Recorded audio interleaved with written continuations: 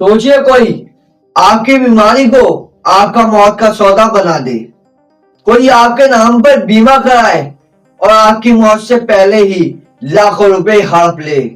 बिजनौर में ऐसा ही खौफनाक बीमा फ्रॉड सामने आया है, जिसने पुलिस को भी चौंका दिया है। नमस्कार दर्शकों, स्वागत है आपका हमारे चैनल उन्ना किरण विरोधी न्यूज में। मैं हूं अंश कुमार वर्मा। बिजनौर से इस वक्त एक बेहद सनसनीखेज और चौंकाने वाला मामला सामने आया है, जहां थाना कोतवाली शहर पुलिस ने कुटरचित दस्तावेजों के जरिए फर्जी बीमा कराकर बीमा राशि हड़पने वाले एक संगठित और शातिर गिरोह का खुलासा किया है। कराते थे कूटरचित व्यवस्था से और उसकी राशि हड़प लेते थे। पूरा क्या मामला है, कितने गिरफ्तार है? देखिए, जनपद बिजनौर में थाना कोतवाली शहर क्षेत्र में हमारे यहाँ 4 मुकदमे पंजीकृत किए गए हैं, जिनमें फर्जी बीमा के माध्यम से धनराशि की निकासी की जाती है।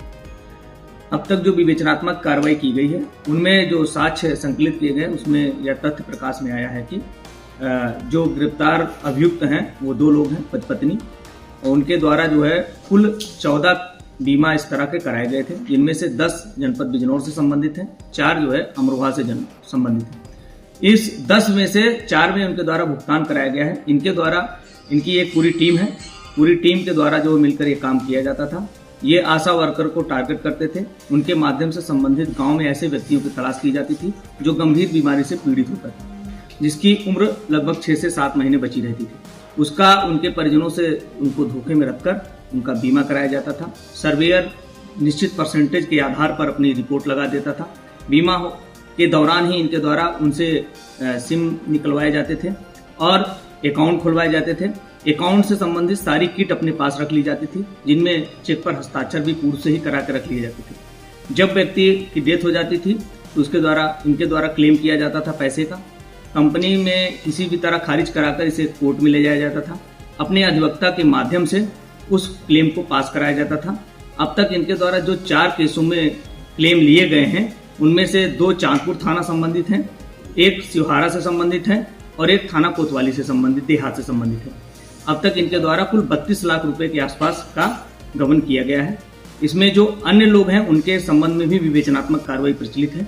जो भी फर्दर तथ्य आएंगे उसके लिए अलग से अवगत कराया जाएगा। इस गिरोह का तरीका इतना खतरनाक था कि ये लोग गांव-गांव घूमकर ऐसे लोगों को तलाशते थे जो गंभीर रूप से बीमार हो और जिनकी मृत्यु की संभावना निकट हो।